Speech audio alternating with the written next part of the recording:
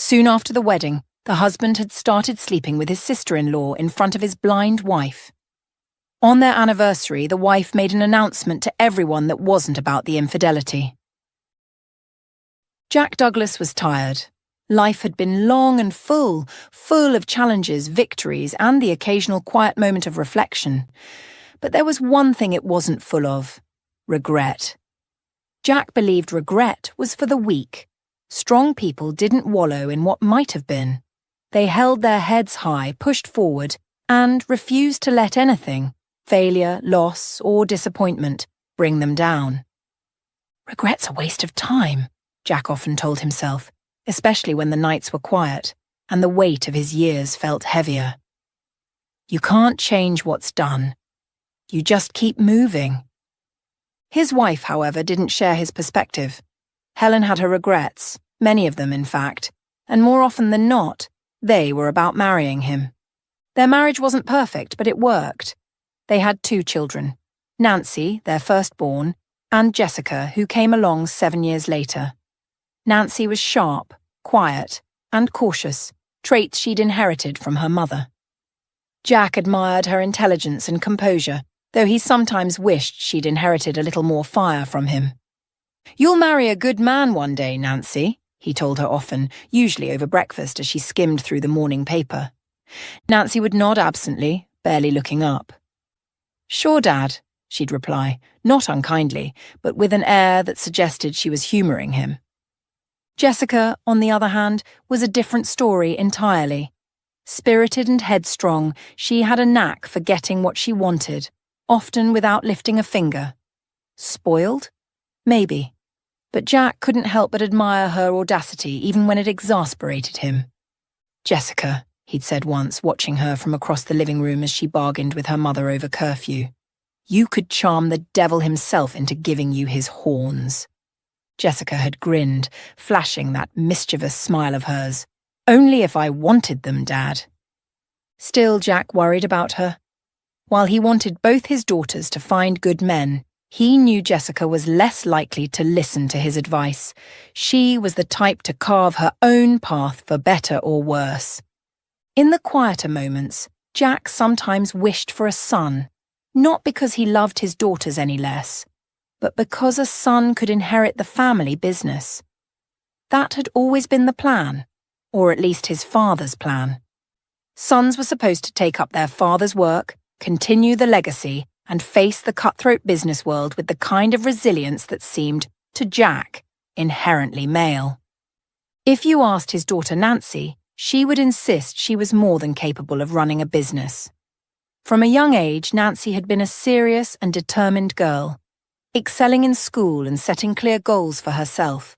Her sharp mind and practical nature made her a natural leader, and she believed her way of managing things would be an asset to the family company. But Jack couldn't trust her, not fully. It wasn't her skills that gave him pause. In fact, he admired her tenacity and intelligence. What he couldn't shake was her closeness to her mother. Helen had never trusted him completely, and in Jack's mind, those doubts had seeped into Nancy, shaping her worldview.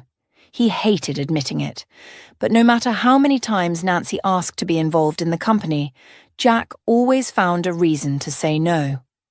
"I don't understand why," Nancy had confronted him one evening, her voice calm but firm.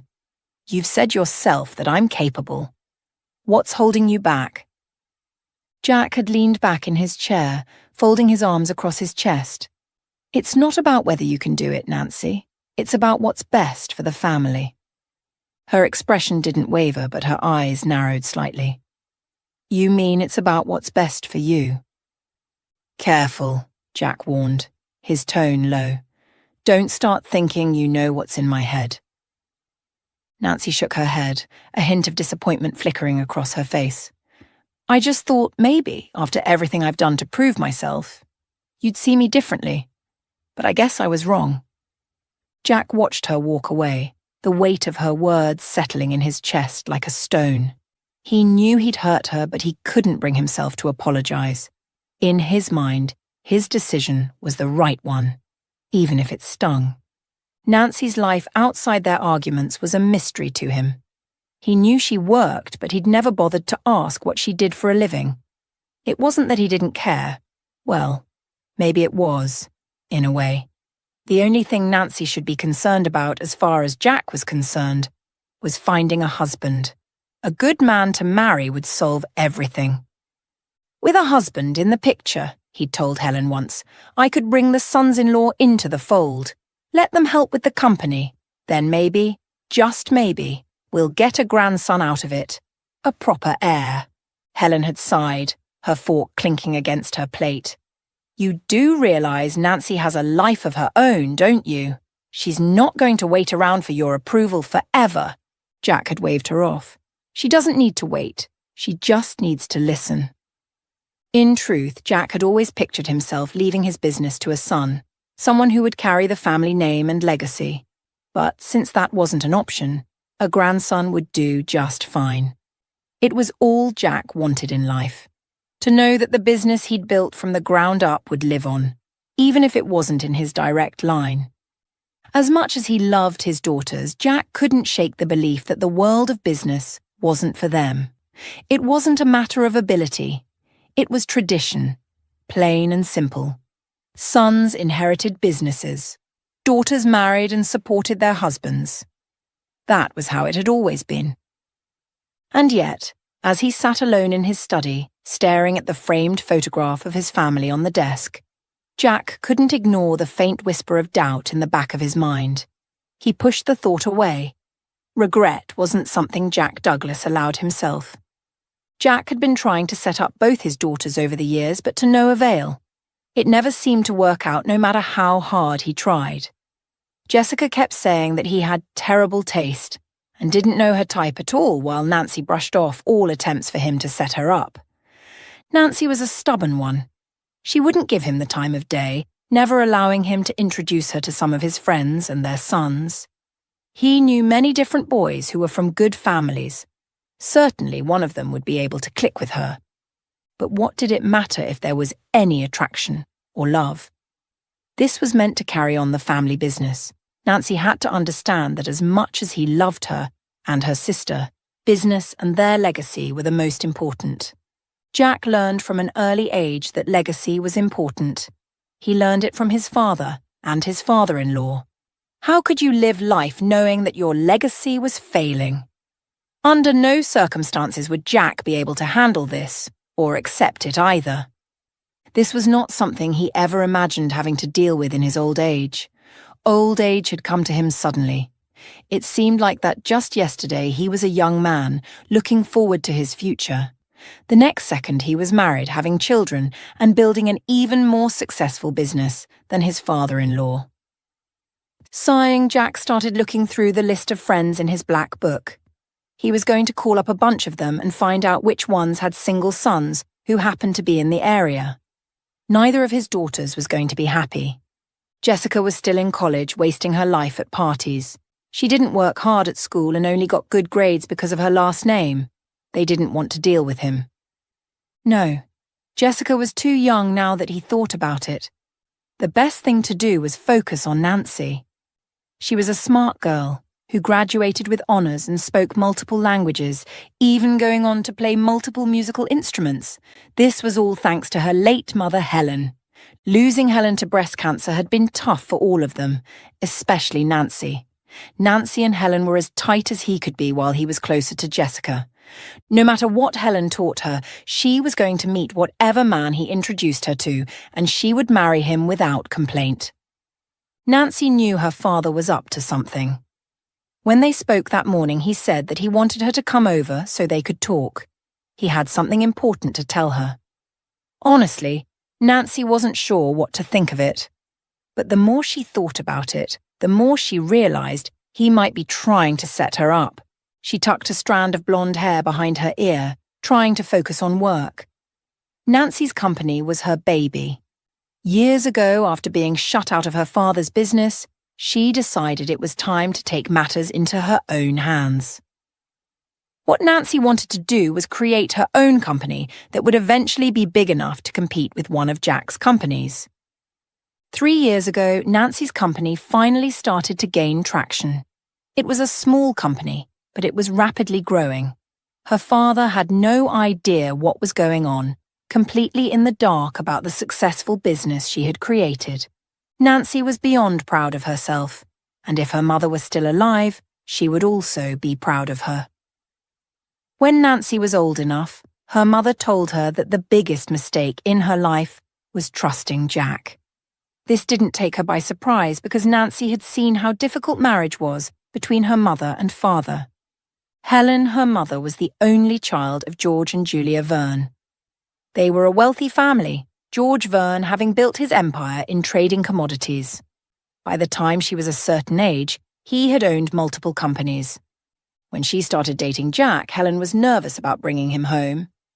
Nancy remembered her mom telling her that George didn't like Jack at first, especially because Jack Douglas was the son of a small part. However, he came around because all he wanted was for his daughter to be happy. This was all that mattered to him. Nancy had never gotten to know her grandparents because when her mother was pregnant with her, they passed away in a helicopter accident in southern Italy. This devastated Helen, who was very close to her parents. She looked forward to her parents being able to experience being grandparents, something they had always wanted. The rest of the pregnancy was difficult, causing her to deliver the baby prematurely. While this was happening, Jack went behind her back and transferred all the assets to his name. He had been spending time with George, even managing most of his businesses, so he felt like he was entitled to it. Helen had no idea any of this was happening. She was too busy taking care of Nancy, and by the time she realized it, it was too late. While growing up, Nancy remembered that her father wasn't at home very often. She didn't know the reason now, but her mother shared with her one day that when he wasn't working, he was spending his money, and not just on himself. He was spending his hard-earned money not on his wife or daughter.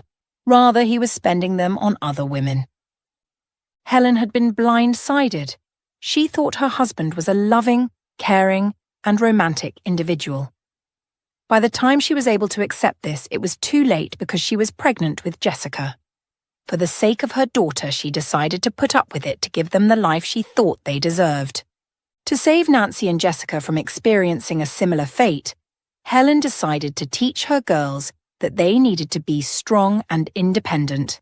It was easier to teach Nancy, who was a quiet and bright girl, soaking everything up like a sponge. She and Nancy had so much fun together that Helen did her best to prepare her daughter to have a great future. Then there was Jessica. She tried to do the same for Jessica, but Jack started spoiling Jessica, leading their younger daughter to want to spend more time with her father rather than spending time with her mother. Having her youngest daughter Jessica spending time with Jack and being spoiled was not something she wanted. It was terrible. This led to Helen spending more time with Nancy, trying her best to instruct her daughter as much as she could. Even though Jessica did not have any interest in learning from Helen, she still tried to do her best to teach her. But then Jack would flash some money, and Jessica would go running back to her father. It led to Jessica thinking that everyone owed her something. Jessica had started as an entitled kid and turned into an entitled adult. It was why Nancy didn't get along with her sister very well. She thought her sister wouldn't know challenging work if it came up and smacked her in the face, which was a terrible thing to say about your sister, but it was true. Her sister was a spoiled brat, never understanding what it was like to make money. She thought it was easy to make money because whenever she needed something, their father Jack just gave it to her without even asking what she needed it for. Nancy never took money for granted. She knew that to make money one had to work hard. While Nancy did grow up with money, it didn't mean she wasn't willing to work hard. If Helen was still here, she would be proud. One thing was for sure, she was looking down at her, proud of what she had done. Thinking of her mother did help her forget about her father. But eventually Nancy started to think about her father again, her stomach twisting into knots. Why did her father have to be like this? If only he would realize that she didn't want to get married. Nancy wanted to work on her business, focusing on building it up so it could one day compete with her father. Had he known about her business, Jack would have laughed. He would have thought that it was silly for her to focus on creating a business when all she had to do was marry a good man. Then her father Jack would take his new son-in-law under his wing to eventually take over the company. It filled her with rage but also disappointment. All Nancy wanted was for her father to look at her and say he was proud, but she had to accept the fact that this was something he would never do. When Nancy headed to the house to join her father for dinner after their awkward talk earlier that day, she wasn't sure what to expect.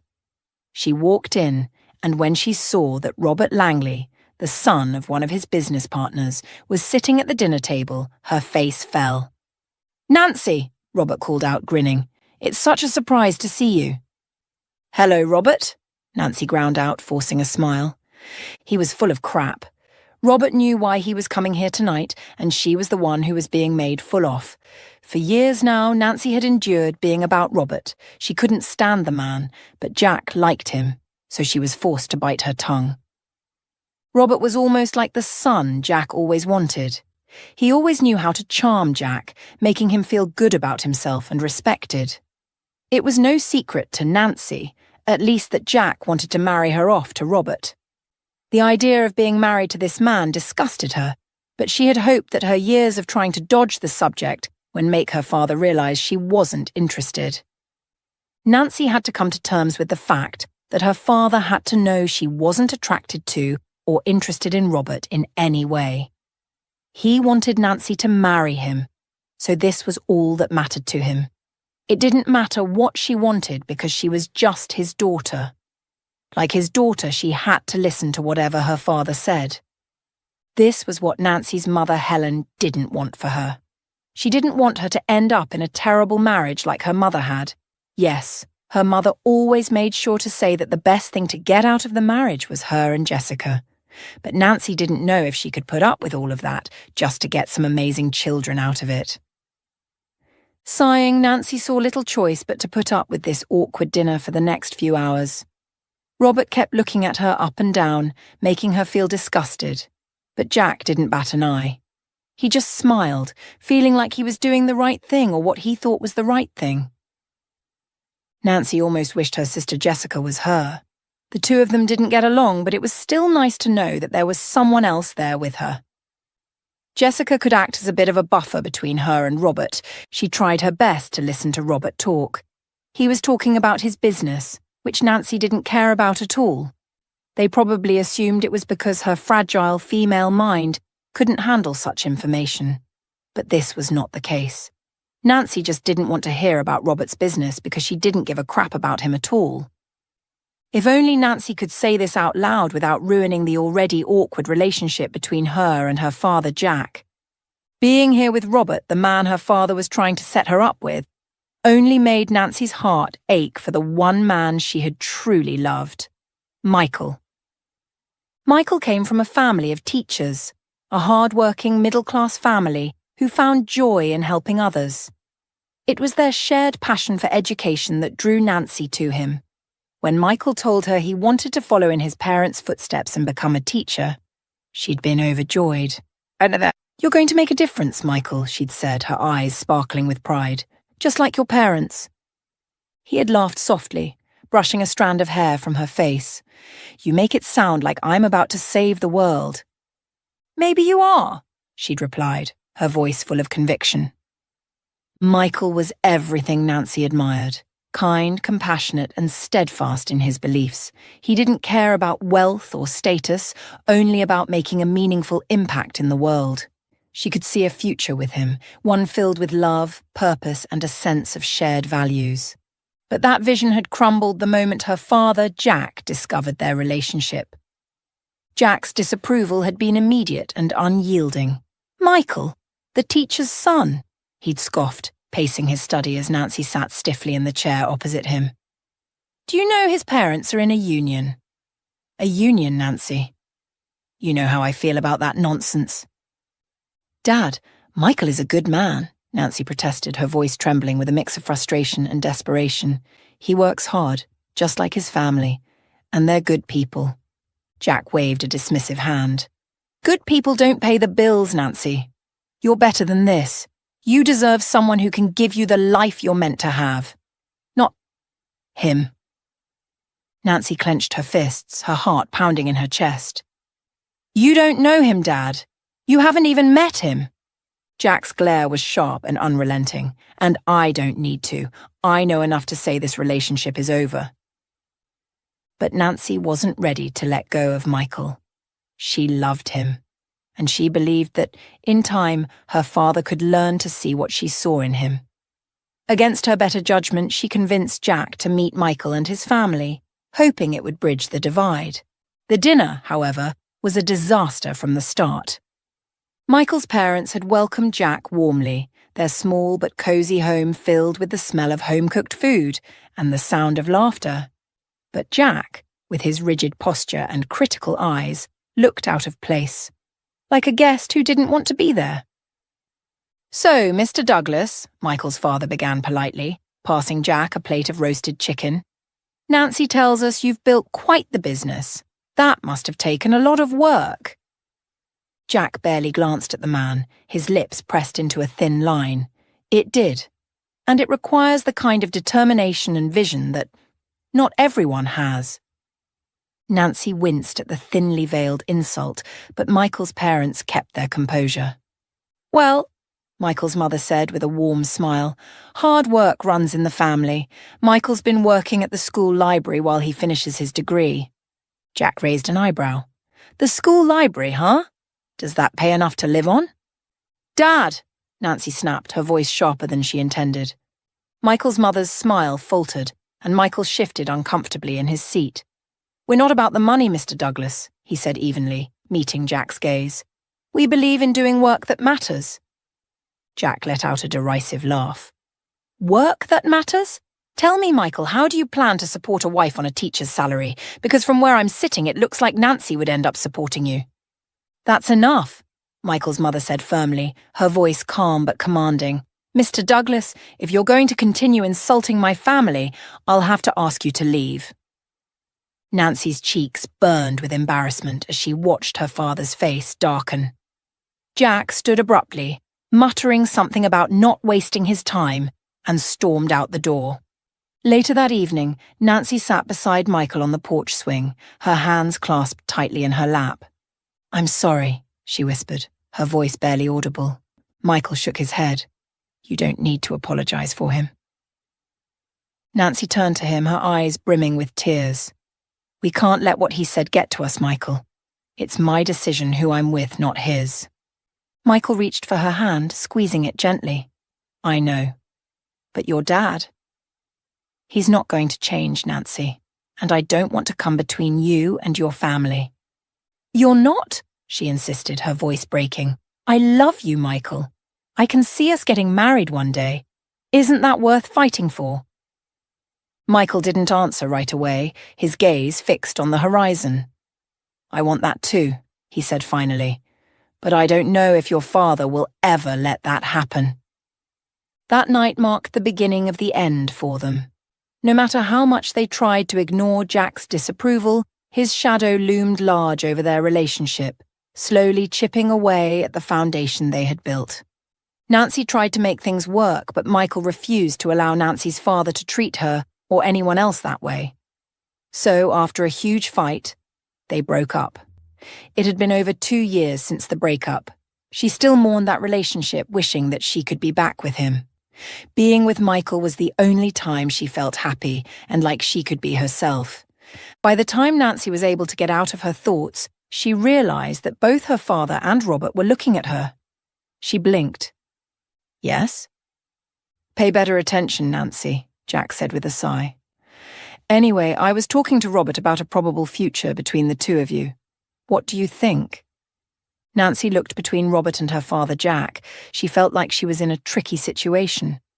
Did no one care that she didn't want to do this? Robert wasn't someone she was interested in, but her father didn't care. Hell, Robert didn't even seem to care. He only cared about marrying her to up his status. Marrying the Douglas family would give him a lot of respect in their society. I suppose. The moment those words escaped her, Nancy knew it was over for her. She had just sealed her fate, and that fate was going to be tied to Robert Langley. Nancy married Robert Langley in a grand ceremony that could only be described as excessive. The guest list stretched into the hundreds, a sea of unfamiliar faces mingling with a handful of friends she actually cared about. Her father had spared no expense, pouring hundreds of thousands of dollars into the event.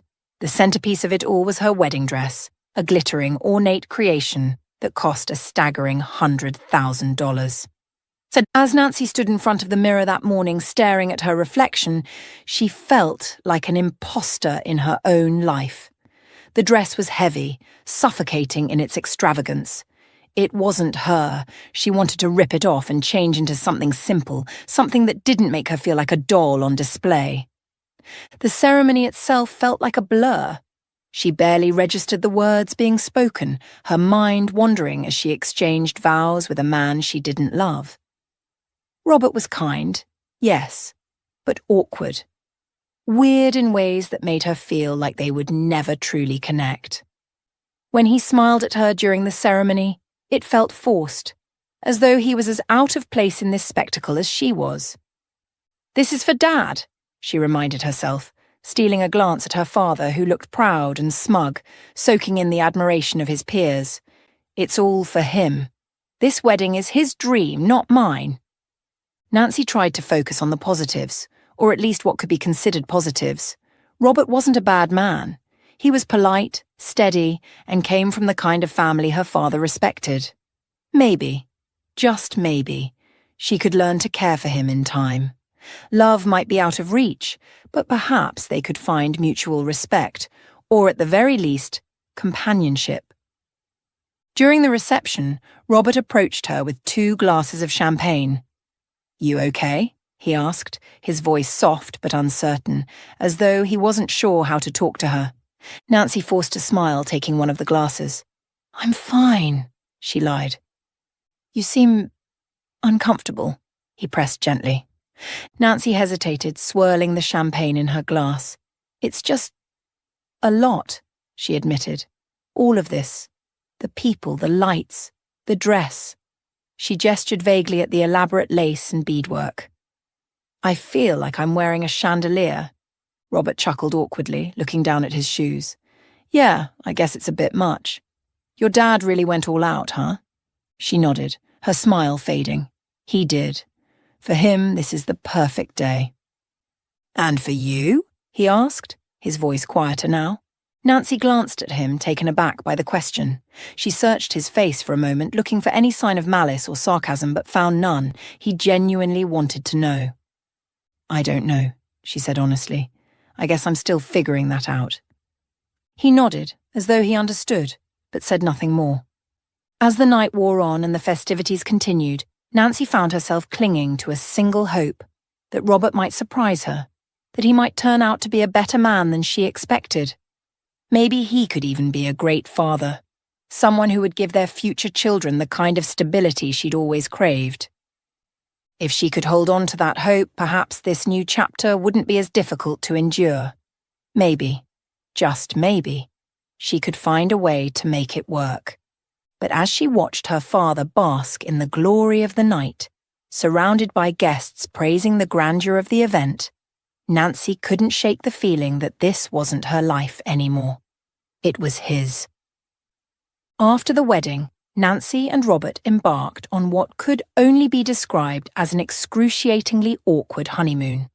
The destination, an over-the-top luxury resort in the Caribbean, had been chosen by her father, not them. It was beautiful, of course, but Nancy couldn't shake the feeling that the trip was more about appearances than any genuine celebration of their new life together. Their conversations during the trip were stilted, filled with polite pleasantries that only highlighted the chasm between them. Robert, for his part, seemed eager to please, but Nancy found his attempts to spark meaningful dialogue clumsy and forced. One evening, as they sat on the terrace of their private villa, overlooking the ocean, Robert turned to her with a nervous smile. "This place is amazing, isn't it?" Nancy took a sip of her wine, nodding absently. "It's nice," she said, her tone lacking enthusiasm. Robert hesitated before speaking again. I know this whole thing hasn't exactly been..." He trailed off, searching for the right word. Romantic, Nancy offered, her voice tinged with sarcasm. He chuckled awkwardly. Yeah, romantic. She sighed, setting her glass down on the table. Look, Robert, I know neither of us chose this, but maybe we can figure out a way to make it work. Yeah, he said, nodding. I'd like that. But despite his words, Nancy couldn't shake the feeling that they were just two strangers playing roles in a script neither of them had written. When they returned, they moved into an expensive house her father had bought for them, just a few streets away from his own. The house was grand, with pristine marble floors and an enormous chandelier in the foyer. It felt cold to Nancy, like a museum rather than a home. Robert's presence at her father's business began almost immediately. Jack wasted no time in moulding his new son-in-law into the heir he'd always wanted. Nancy, meanwhile, quietly returned to her own work, her secret business that no one, not even Robert, knew about. Nancy's business was her lifeline, the one thing in her life that felt truly hers. She had started it years ago, building it in secret to avoid her father's disapproval. Jack had always believed women had no place in the business world unless it was to support their husbands. Nancy had heard his lectures enough times to know that if he found out about her company, he'd demand she shut it down immediately. But she couldn't. Her business wasn't just a source of income, it was a reflection of her independence, her ability to succeed on her own terms. She poured her heart into it, working late into the night from the small home office she'd claimed under the guise of redecorating. One evening, as Robert returned home from another long day at her father's company, he found Nancy in the office. "Burning the midnight oil?" he asked, peeking in. Nancy quickly minimized her laptop screen, smiling tightly. "Just catching up on some things." "Work things?" he asked, tilting his head. "Just personal projects," she replied smoothly, standing up and walking over to him. "How was your day?" He shrugged. "Busy.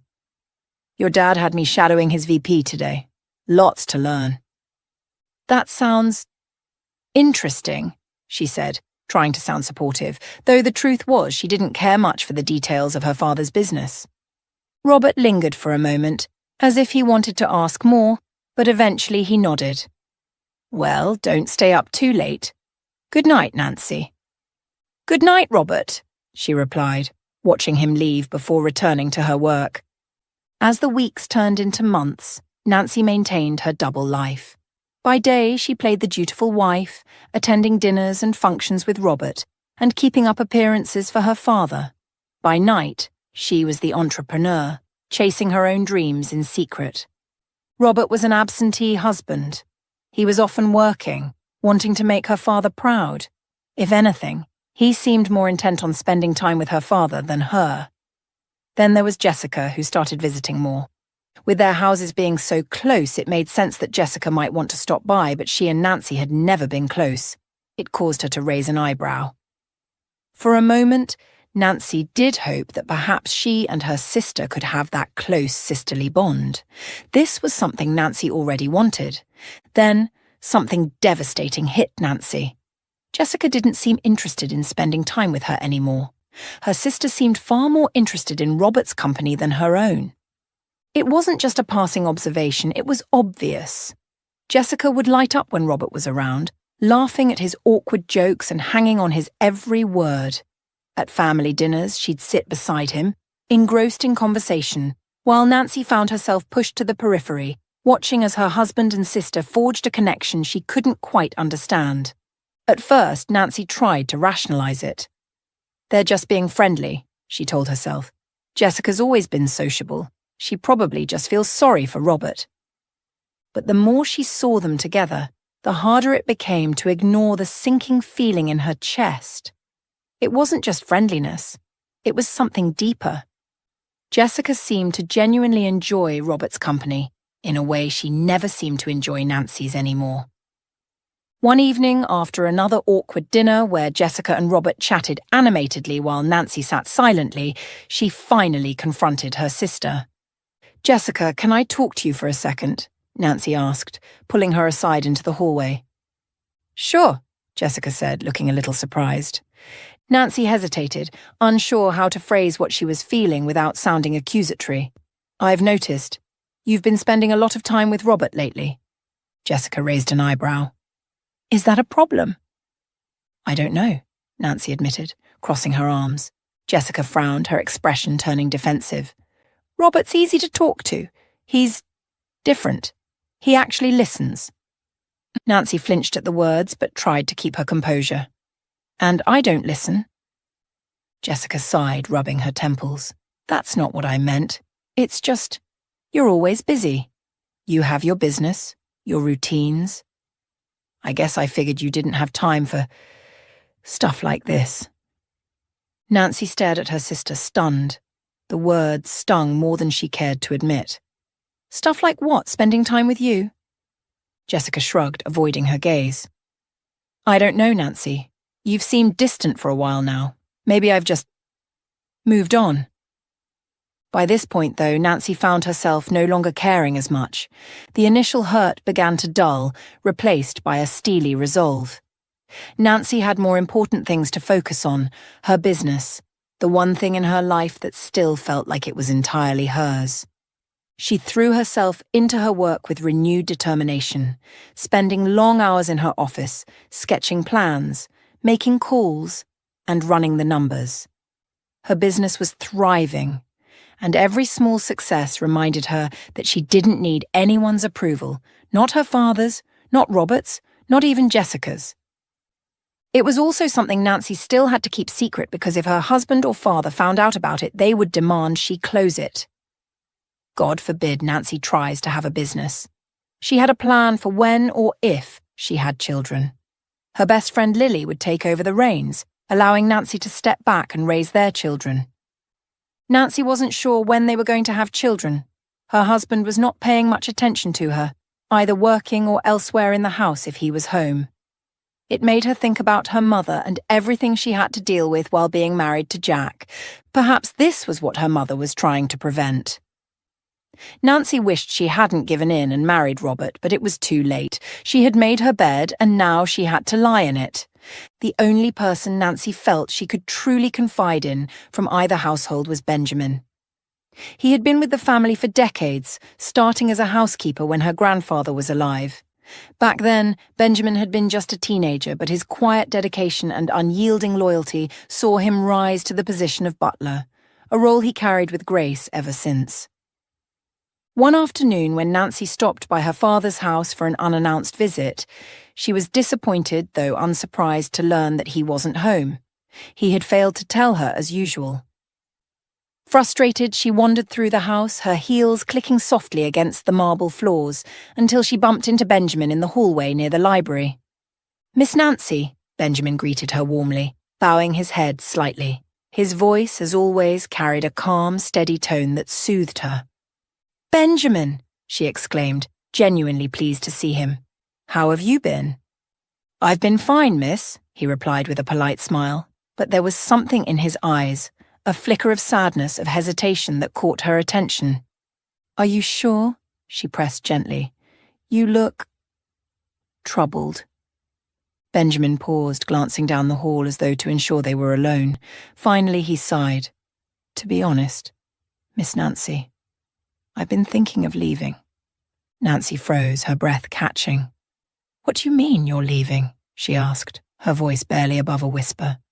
He looked at her with the kind of tenderness that came from years of watching her grow up, his expression both kind and weary. "I think it's time for me to retire from this family," he said softly. "Now that you are no longer in this household, there's no reason for me to stay." "Benjamin, that doesn't make any sense," she said, shaking her head. "You've been here forever. You're part of this family's history." He hesitated, then spoke quietly. "You're the only one who has ever cared about this family's well-being, its heritage, since your mother's death. Everyone else is sick inside." Nancy frowned, a knot forming in her stomach. "Sick inside? Ben, I don't understand." Benjamin sighed heavily as though he carried the weight of the family's secrets on his shoulders.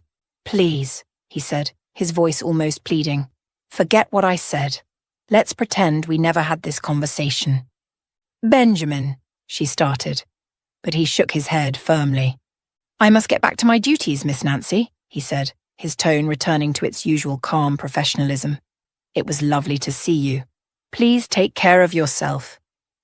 With that, he bowed slightly and walked away, leaving Nancy standing alone in the hallway, her mind spinning. No matter how hard she tried to get him to open up further in the following days, Benjamin refused to revisit the subject. But his words stayed with her, echoing in her mind long after their conversation ended. He was right. This family was sick inside. No one seemed to care about anyone but themselves anymore. Her father was consumed by reputation, always more concerned with appearances than genuine connection. Robert, too, had fallen into her father's orbit, his ambitions shaped entirely by what Jack wanted him to be. And Jessica, her own sister, seemed lost in her pursuit of validation from the very people who would discard her the moment she became inconvenient. Nancy felt the weight of it all pressing down on her. When her mother was alive, she had someone to share these concerns with, someone who saw the cracks beneath the polished exterior of their family. But her mother was gone, and with her, the last thread of warmth that had held the family together. Even her best friend was too far removed to understand the depths of what Nancy was feeling. Or Michael. Thinking of Michael was something she had been doing a lot lately. He had been such a good man, someone she would always love. She wished that he were by her side and the two of them were married. Robert was never someone she was going to fall in love with. It simply wasn't going to happen. And Nancy had tried to force herself to fall in love with him even before they were married, but the feelings weren't there. The same went for the attraction. She was just stuck in this loveless marriage, hoping that she would have children soon. At least children would help fill the void. Throughout all this, Ben's words were on her mind. She wondered if there was anything she could do with those words instead of reflecting on them. There had to be something she could do, but Nancy wasn't able to figure out what to do because everything changed one night. The day had been uneventful, even mundane, as Nancy went about her usual routine. She was always busy, juggling errands and work, moving from one task to the next with practiced efficiency. It was, by all accounts, an ordinary day. But as Nancy headed home that evening, the ordinary shattered in an instant. The sun had dipped low on the horizon, painting the sky in soft hues of pink and orange. She was driving along the familiar route to her house, humming along to the music on the radio. The roads were busier than usual, the rush-hour traffic adding a layer of tension to her otherwise calm demeanour. She barely noticed the car speeding toward the intersection until it was too late. A flash of headlights, the screech of tyres, the deafening crunch of metal against metal, the impact threw her forward, the seatbelt biting into her chest and shoulder as the airbags deployed with explosive force. Time seemed to slow, every sound muffled as though she were underwater. The world outside her window blurred, spinning in a kaleidoscope of lights and shadows before the car came to a violent stop. Nancy sat there for a moment, stunned and disoriented, her hands gripping the steering wheel tightly. Her chest heaved as she struggled to catch her breath, her ears ringing from the force of the collision. Pain radiated through her body, sharp and searing in some places, dull and throbbing in others. The scent of burnt rubber and the acrid tang of smoke filled the air. She tried to move to unbuckle her seatbelt, but her hands trembled too much to cooperate. A voice called out from somewhere nearby, "Mum, are you okay? Help is on the way." Nancy turned her head slowly, her vision swimming as she tried to focus on the figure outside her shattered window. A man, his face etched with concern, was leaning down, speaking to her. She nodded faintly, though she wasn't sure if she was responding to his words or simply reacting to the overwhelming chaos around her. The minutes that followed felt endless. Sirens wailed in the distance, growing louder with each passing second. A crowd had gathered, their hushed murmurs blending into a single, indistinct hum. When the paramedics arrived, Nancy finally let go of the steering wheel.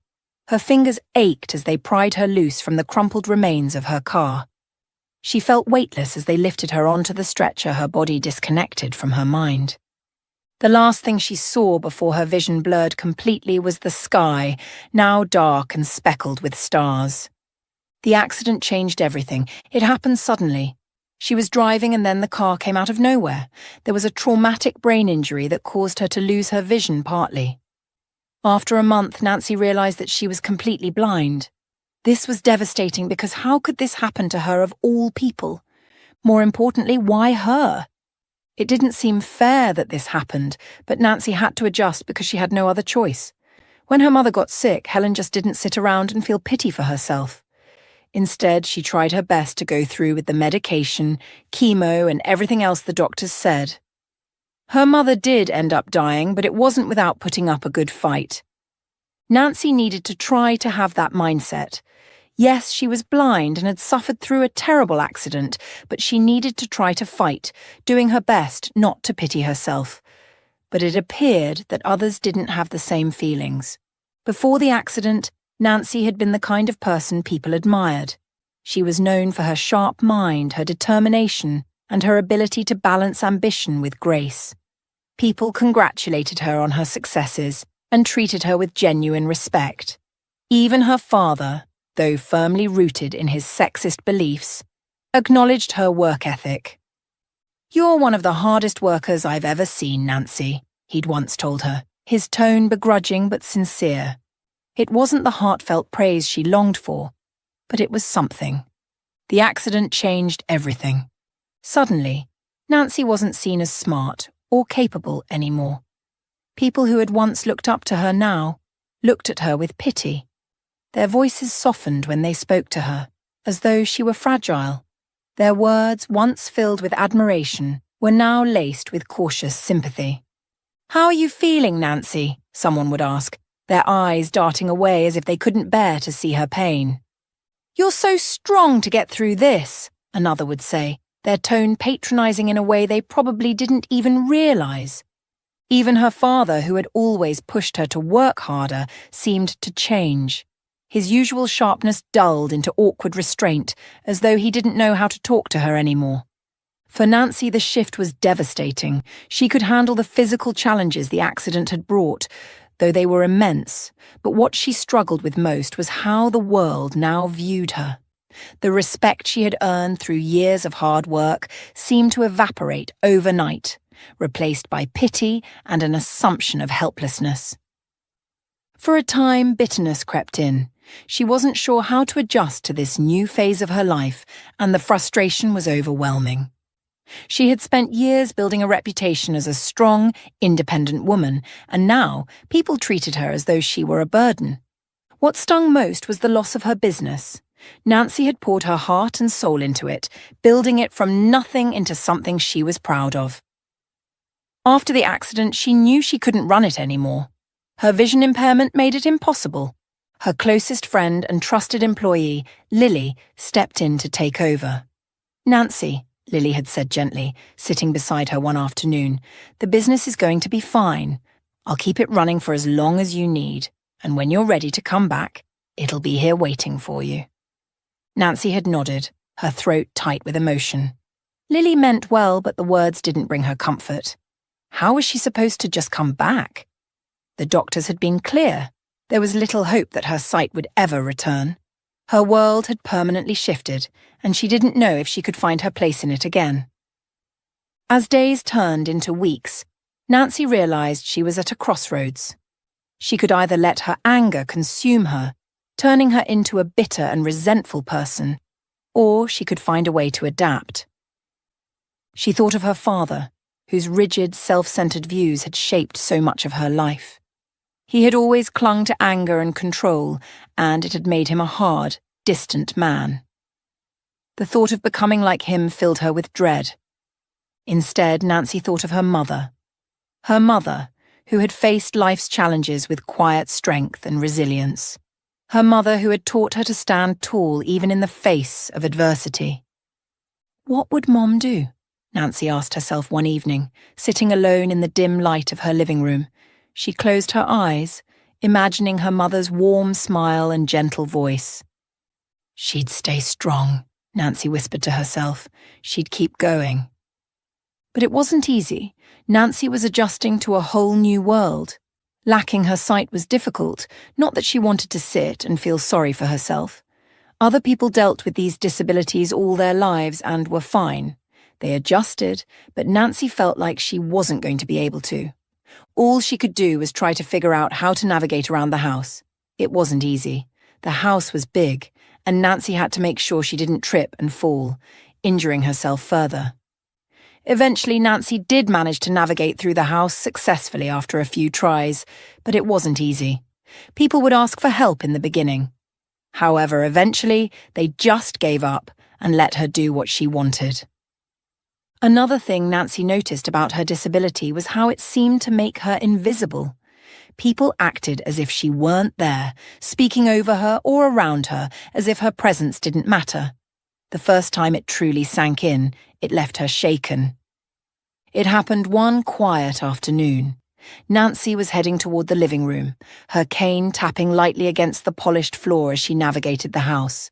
Just before reaching the doorway, she froze. She could hear the sound of muffled giggling, Jessica's unmistakable laugh. Then a sound that made Nancy's stomach drop, the soft, unmistakable smack of a kiss. Her grip tightened on her cane. Her heart pounded as she stood there, her ears straining to make sense of what she was hearing. It couldn't be. She cleared her throat and called out, her voice firm but tinged with unease. "Is someone in here?" There was a long, almost uncomfortable pause.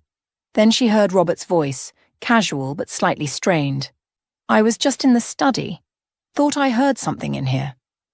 "And I was sitting down in the living room," Jessica added, her tone light, almost too casual. Nancy's brow furrowed as she stepped cautiously into the room. The air felt thick, as though the walls themselves held secrets. "Oh," she said, forcing herself to sound nonchalant. "I thought I heard something." Neither of them said anything. The silence was deafening, filled only by the faint ticking of the grandfather clock in the hallway. Nancy turned her face toward where she thought Jessica was sitting. "You're sure there's nothing you want to tell me?" she asked, her voice steadier than she felt. Jessica let out a light laugh. "Nance, you're imagining things. Maybe you heard the TV or something." Robert chimed in quickly. "Yeah, nothing's going on. Are you feeling okay?" Nancy nodded slowly, though her mind was spinning. She wanted to believe them. She needed to believe them. But she couldn't shake the nagging feeling in her chest, the lingering echo of what she'd heard. Did I just hear my sister kissing my husband? The thought seemed absurd, almost ridiculous. Jessica and Robert couldn't do something like that. But the doubt lingered. What if? Over the next few days, Nancy did her best to push the warning signs aside. She told herself it was nothing, that her mind was playing tricks on her. After all, her disability had made her rely so heavily on her hearing. Maybe she'd misinterpreted the sounds. Maybe it was just an innocent moment, blown out of proportion by her own insecurities. Then Nancy started hearing more. At first, it was just whispers and faint laughter, Jessica and Robert giggling quietly when they thought she wasn't around. Nancy tried to ignore it, brushing off the sinking feeling in her chest. But the whispers persisted, growing more frequent and intimate, chipping away at her denial. Then one evening, as she carefully navigated her way upstairs, her worst fears were confirmed. From behind the door of her bedroom, the bedroom she shared with Robert, came the unmistakable sounds of intimacy. Her breath caught in her throat, her grip tightening on the cane as she stood frozen on the landing. Robert's voice drifted through the door, low and murmuring, followed by a soft laugh that made Nancy's heart drop. It was Jessica's laugh, the one she knew better than her own. Nancy staggered backward, pressing a hand against the wall to steady herself. Her mind reeled, rejecting the possibility even as the sounds continued. She couldn't believe it, wouldn't believe it, but there was no denying what she was hearing. My sister. My own sister. Tears welled up in her eyes as she backed away from the door, her body trembling. Slowly she made her way downstairs, every step heavier than the last. She sank into the couch in the living room, her hands shaking as she tried to process what she had just heard. It wasn't anger that overtook her at first, it was disbelief, followed swiftly by an overwhelming wave of pain. She wasn't devastated that Robert had cheated. Deep down, she had always known he was weak, a man who lacked the backbone or integrity to remain faithful. She had never loved him, not really, and she had long suspected he didn't love her either. But Jessica, the realization that her sister, someone she had grown up with, could betray her like this was shattering. Despite the distance that had grown between them, Nancy had never doubted her sister's loyalty. Now that trust lay in ruins. The betrayal wasn't just an infidelity, it was an attack on the foundation of her relationship with Jessica. How could Jessica, of all people, do something so cruel? How could she look Nancy in the eye, knowing what she had done? The tears came then, silently at first, spilling down her cheeks as she sat alone in the darkened living room. The house was quiet, the only sound the faint ticking of the clock on the mantel. Nancy buried her face in her hands, her shoulders shaking as the sobs came harder. It wasn't just the act itself that hurt. It was the deeper betrayal, the knowledge that Jessica had chosen to put her own desires above their bond as sisters. Her mind raced with memories, the childhood secrets they had shared, the times Jessica had comforted her after an argument with their father, the way Nancy had always felt protective of her younger sister. Had any of it mattered to Jessica? As the hours stretched on, the devastation began to give way to something else, anger. But it wasn't a fiery, explosive anger. It was cold and sharp, settling in her chest like a blade. But Nancy started to plan. She wasn't sure how she would expose them, but the thought consumed her. She couldn't let the betrayal go unanswered. One afternoon, as she wandered the house, trying to familiarize herself with her surroundings, Nancy stumbled upon something that would push her plan into motion. She found herself near the study, where Robert often worked and her father frequently held meetings. She moved carefully, her cane tapping against the edge of the furniture as she navigated the room. She reached out to steady herself but stumbled, knocking into the desk. Her hand brushed against a stack of papers, and instinctively she began feeling her way through them. Her fingertips grazed an envelope, thick with a distinct scent of expensive cologne she recognized as Robert's. Curious, she slipped it into her pocket, deciding to examine it later. At her father's house, similar moments unfolded. She would sit quietly in corners or wander the halls, unnoticed, listening and piecing together fragments of conversations. People seemed to forget she existed, as if her blindness rendered her invisible. She had become like a shadow lurking in the periphery, present but ignored. It hurt to acknowledge, but it was true. People often found it easier to turn their backs on her than to confront the discomfort of her disability. It was easier to pretend she wasn't there than to make the effort to include her. Nancy sighed, a soft sound of frustration and longing. If only Mom were still here, she thought. Helen would have known what to say, how to guide her through this tangled mess of betrayal and pain. Her mother had always been the steady voice of reason, the one who could find light even in the darkest times. But Helen wasn't here. Nancy was alone, almost. The one person who hadn't forgotten her was Benjamin. He hadn't quit after all. He stayed quietly steadfast, always ensuring she felt seen and cared for. It was Benjamin who brought her tea when she sat lost in thought, who guided her through unfamiliar spaces without making her feel helpless, and who spoke to her as if nothing had changed. When Nancy confided in him about her suspicions and her plan to expose Robert and Jessica, he listened without interruption. "I need your help," she said softly, her hands trembling slightly as she clutched her cane. "No one else will. I don't know how to do this alone." Benjamin smiled gently. "Miss Nancy, I've been with this family long enough to know its secrets. If you're ready to bring them to light, I'll stand by you.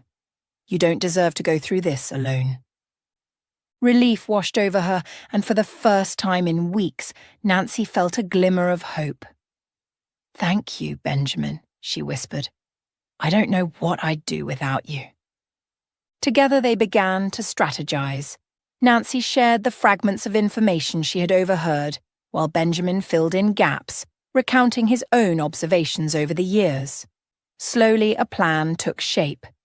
Nancy decided there was no better time to expose the truth than during the upcoming celebration of her and Robert's first wedding anniversary. The irony wasn't lost on her, using a celebration of their union to unveil its betrayal. It was a bitter choice, but it felt fitting. As the date approached, Nancy steeled herself for what was to come. She knew it would be painful, knew it would dredge up emotions she wasn't sure she could handle, but she also knew it was necessary. The party was in full swing, the clinking of glasses and the hum of conversation filling the air as guests mingled in the lavishly decorated living room. Nancy sat quietly at the edge of the room, her presence largely overlooked as usual. But tonight, that was about to change. When the moment felt right, when the chatter lulled just enough to capture everyone's attention, Nancy rose from her chair. She tapped her cane lightly on the floor, a subtle motion that silenced the room. "I have something to say," she began, her voice calm but firm. The murmurs faded as all eyes turned toward her. Jessica and Robert stood near the bar, their faces frozen in uneasy smiles. Nancy could almost feel their tension, but she pressed on. "I want to thank you all for coming tonight," she said, her tone steady. "It's a special evening, celebrating a year of marriage. But it's also a night for truth. And I think it's time everyone knows what's been going on in this house." A ripple of confusion swept through the crowd. Jessica's smile faltered, her hand tightening around her glass. Robert shifted uncomfortably, the colour draining from his face. Nancy's lips curved into a faint, bitter smile. "You see, for months, I've known that my husband, dear Robert, has been sleeping with someone else." Gasps erupted from the guests and a few exchanged nervous glances. Jessica visibly stiffened, her gaze darting toward Robert. "And that someone," Nancy continued, her voice cutting through the silence, "is my own sister, Jessica." The room fell completely silent. Nancy could feel the weight of their stares, the disbelief hanging in the air. Before anyone could speak, before anyone could remind her she was blind, Nancy raised a hand to stop them. "Yes, I'm blind," she said coolly, "but I'm not stupid. I might not see what happens in this house, but I hear everything.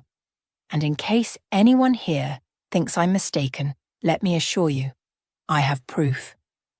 Jessica's voice broke the silence first.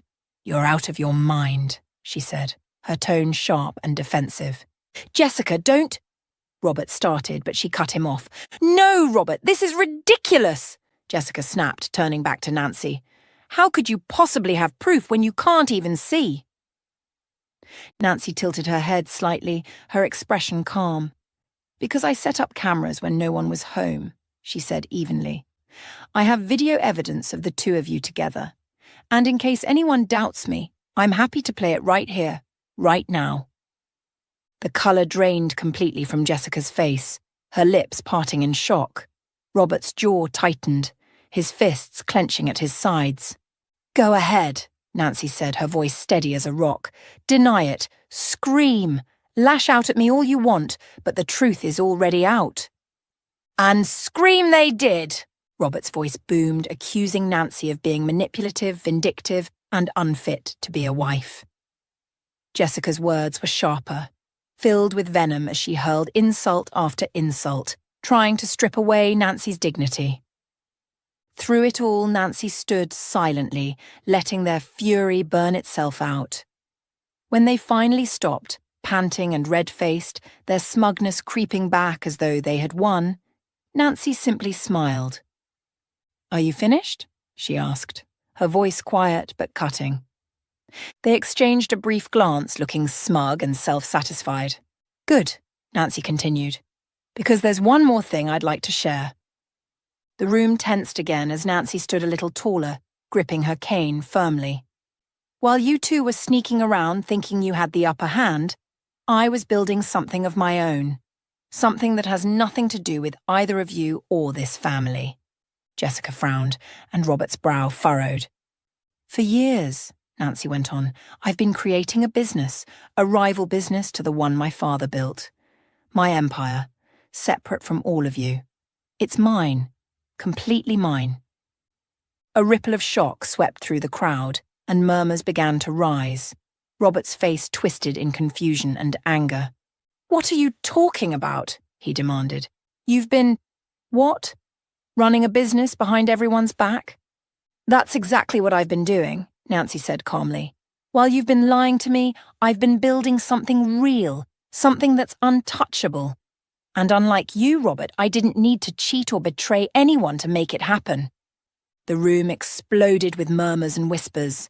Jessica's face burned red, her anger faltering as the weight of Nancy's words sank in.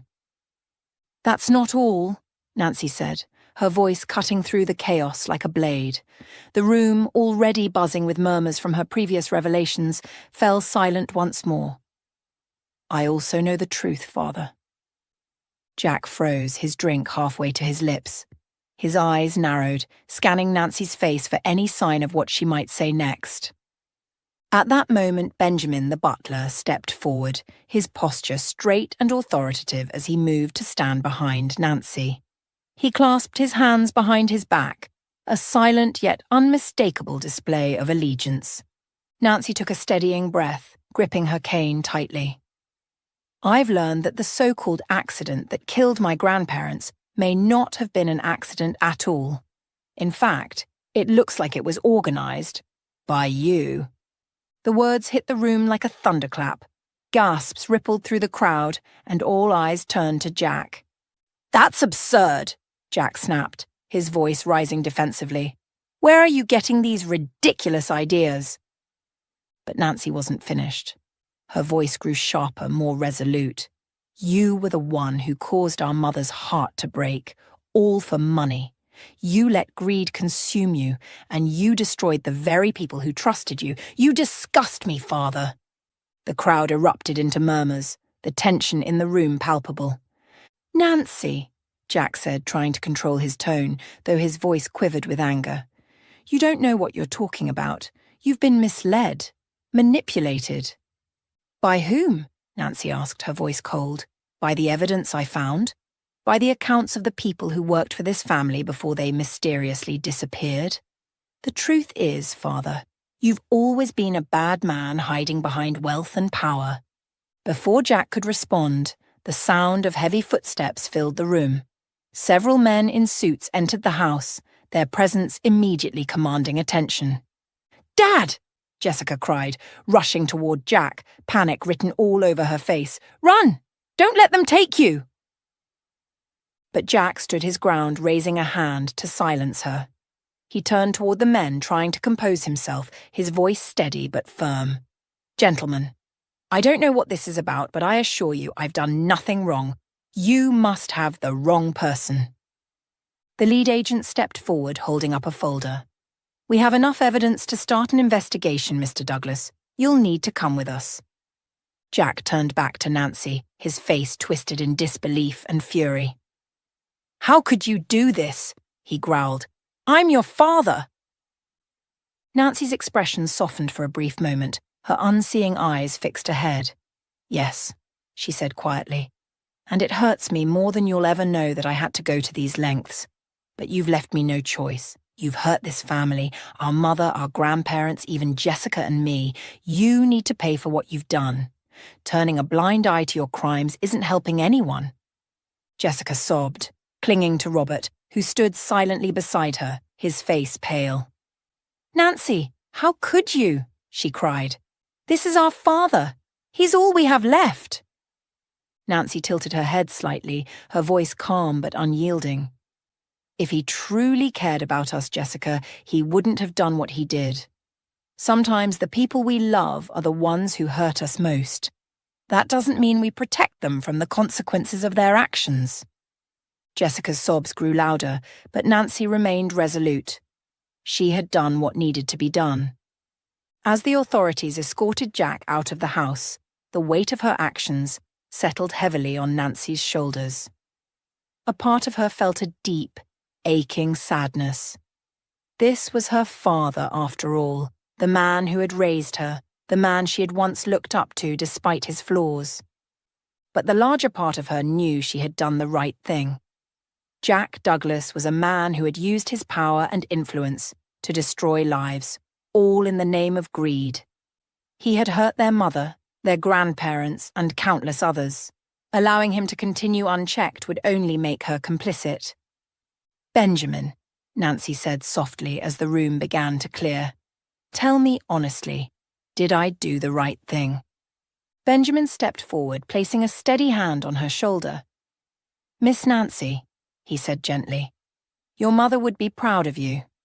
You've done something most people wouldn't have the courage to do. Sometimes doing the right thing means letting go of what we wish were true." Nancy nodded, swallowing the lump in her throat. She knew Benjamin was right. She didn't regret her decision, even if it left her heart heavy. As the last of the guests departed, Nancy sat in silence, letting the enormity of the night sink in. Her family's legacy was fractured, perhaps beyond repair, but for the first time in years, she felt a glimmer of hope. The truth was out, and now, finally, she could begin to rebuild, not on her father's lies, but on her own strength. A year after everything had settled, Nancy found herself stronger than she had been in a long time. Life had not been easy, but she had faced each challenge with resilience, slowly rebuilding herself and her world. One warm afternoon, she was sitting on her favourite bench in the park, the gentle breeze brushing against her face as she listened to the laughter of children and the rustle of leaves. It was peaceful, a moment of calm she had learned to cherish. Then someone sat next to her. "Nancy," a familiar voice whispered. Her heart skipped a beat. She turned toward the voice, a smile spreading across her face. "Mike," she said softly. It had been so long since she'd heard his voice, but it still had the same warmth, the same grounding presence she remembered. For a moment, neither of them spoke. Then the words began to flow. They talked for hours, catching up on everything and nothing, as if no time had passed at all. It was effortless, the kind of conversation that felt like coming home. In the weeks and months that followed, Nancy and Mike began to rebuild what they once had. Nancy found herself longing to tell him how she truly felt, but fear of rejection kept her quiet. Finally, one evening as they sat together in her living room, she mustered her courage. "Mike," she began, her voice trembling slightly, "I need to tell you something." He turned to her, his expression gentle and attentive. "What is it, Nancy?" She took a deep breath, her hands clasped tightly in her lap. "I love you. I've always loved you." For a moment, there was silence. Then Mike reached for her hand, holding it firmly in his. "I love you too," he said, his voice steady. "I never stopped." Tears filled her eyes, but this time they were tears of relief and joy. Things weren't instantly perfect. Nancy and Mike agreed to take things slow, both cautious about rushing into a relationship after everything they had been through. Mike's family, while kind, was hesitant at first. They worried about whether Nancy's return would bring more challenges than happiness. But over time, their worries faded. Nancy's honesty and determination won them over, and soon she felt like a part of their family. Mike's mother in particular grew close to her, reminding Nancy of her own late mother, Helen. Nancy found herself opening up to Mike's family in ways she hadn't expected, forming bonds that felt deep and genuine. The more time she spent with them, the more they became her family, filling a void she had carried for so long. About a year after they had rekindled their relationship, Mike proposed. The wedding was a small, intimate affair, nothing like the grand spectacle of her first marriage. It was simple, heartfelt, and everything Nancy had ever wanted.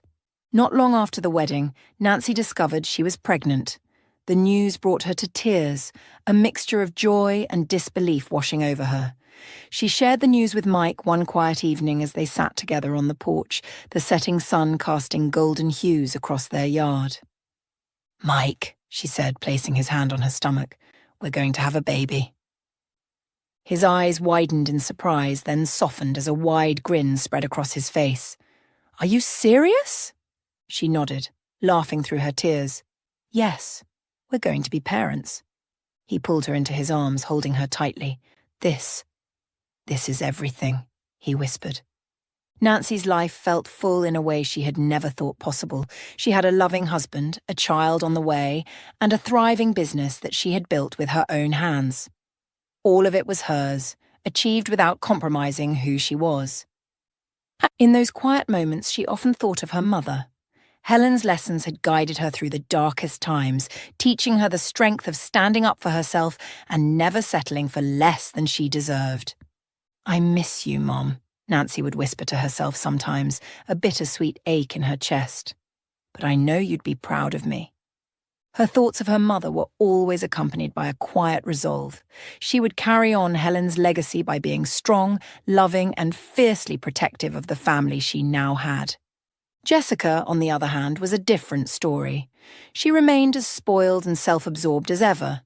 A lost cause Nancy no longer had the energy to worry about. Jessica's actions had once hurt her deeply, but Nancy had moved past it. She had built a new family, one that loved her unconditionally and would never betray her. Nancy's hand rested on her growing belly as she sat on the porch one evening, Mike's arm around her shoulders.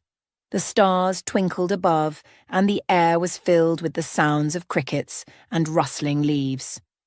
"This is everything I've ever wanted," she said softly, leaning against Mike. He kissed her temple and smiled. "And I'll spend the rest of my life making sure it stays that way." Nancy smiled, her heart full. She had faced loss, betrayal, and heartbreak, but she had found her way through it all. Now, she had a life worth fighting for, and she would never take it for granted.